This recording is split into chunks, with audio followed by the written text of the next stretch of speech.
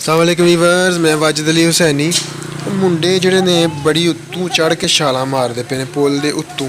Road ਤੇ ਖੜਾ ਆ ਮੈਂ, ਇੱਥੋਂ ਪੁਲ ਦੇ ਉੱਤੋਂ ਖਲੋ ਕੇ ਛਾਲਾਂ ਮਾਰਦੇ ਨੇ। ਬੜਾ ਡੂੰਘਾ ਨਾਲਾ ਹੈ, ਬਹੁਤ ਜ਼ਿਆਦਾ ਡੂੰਘਾ ਨਾਲਾ ਹੈ। ਇਹ ਗੱਲ ਵੀ ਝੂਠ ਨਹੀਂ ਕਿ ਜੇ ਜ਼ਿੰਦਗੀ ਨੂੰ ਇੰਜੋਏ ਕਰਾਂ ਤਾਂ ਫਿਰ ਕਿਸੇ ਪਿੰਡ ਦੇ ਵਿੱਚ ਚਲਾ ਜਾਓ ਔਰ ਤਨਹਾਈ ਦੇ ਵਿੱਚ ਜਾ ਕੇ ਕਿਤੇ ਬੰਦਾ ਬੈਠ ਕੇ ਤੇ ਇੰਜੋਏ ਕਰੇ, ਸੋਚੋ ਵਿਚਾਰ ਕਰੇ।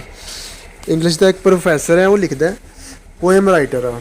ਉਹਨੇ ਲਿਖਿਆ ਜੀ ਕਿ ਇਨਸਾਨ ਦੇ ਕੋਲ ਕੁਛ ਵਕਤ ਐਸਾ ਹੋਣਾ ਚਾਹੀਦਾ ਕਿ ਜਦੋਂ ਉਹ ਸੋਚੋ ਵਿਚਾਰ ਕਰੇ, ਜਾਂ ਕਮ ਅਜ਼ ਕਮ ਉਹਦੇ ਕੋਲ ਆਪਣੀ ਜ਼ਿੰਦਗੀ ਨੂੰ ਇੰਜੋਏ ਕਰਨ ਵਾਸਤੇ ਡੇਲੀ ਬੇਸਿਸ 'ਤੇ ਕੁਛ ਲਮਹੇ ਹੋਣੇ ਚਾਹੀਦੇ ਨੇ, ਤਾਂ ਕਿ ਉਹ ਆਪਣੀ ਜ਼ਿੰਦਗੀ ਨੂੰ ਕੁਛ ਵਕਤ ਰੁਕ ਕੇ ਆਪਣੇ ਵਾਸਤੇ ਟਾਈਮ ਨੂੰ ਰੋਕ ਲਿਓ ਔਰ ਆਪਣੀ ਜ਼ਿੰਦਗੀ ਨੂੰ ਇੰਜੋਏ ਕਰੇ। ਵੇਖੇ ਆਲੇ ਦੁਆਲੇ ਦਾ ਮਾਹੌਲ, ਵੇਖੇ ਕਿ ਕਿਵੇਂ ਵਕਤ ਚੱਲ ਰਿਹਾ, ਕਿਵੇਂ ਨਿਜ਼ਾਮ ਚੱਲ ਰਿਹਾ। ਅੱਲਾਹ ਤਾਲਾ ਨੇ ਜਿਹੜੇ ਖੂਬਸੂਰਤ ਰੰਗ ਬਣਾਏ ਨੇ ਉਹਨਾਂ ਨੂੰ ਇੰਜੋਏ ਕਰੇ। ਇਹ ਵੀ ਗੱਲ ਠੀਕ ਹੈ, ਲੇਕਿਨ ਆਪਣੇ ਆਪ ਵਾਸਤੇ ਖਤਰਾ ਮੋਲ ਲੈਣਾ ਇਹ ਅੱਛੀ ਗੱਲ ਨਹੀਂ। ਮੈਂ ਨਾ ਮੁੰਡਿਆਂ ਨੂੰ ਬੜਾ ਰੋਕਿਆ, ਮੈਂ ਕਿਹਾ ਯਾਰ ਇਹ ਬੜੀ ਗਹਿਰੀ, ਇੱਥੇ ਪਤਾ ਚੱਲਿਆ ਕਿ ਬੜਾ ਪੁਰਾਣਾ ਨਾਲਾ ਹੈ ਅਤੇ ਇੱਥੇ ਮੌਤਾਂ ਵੀ 2-3 ਹੋਈਆਂ ਨੇ।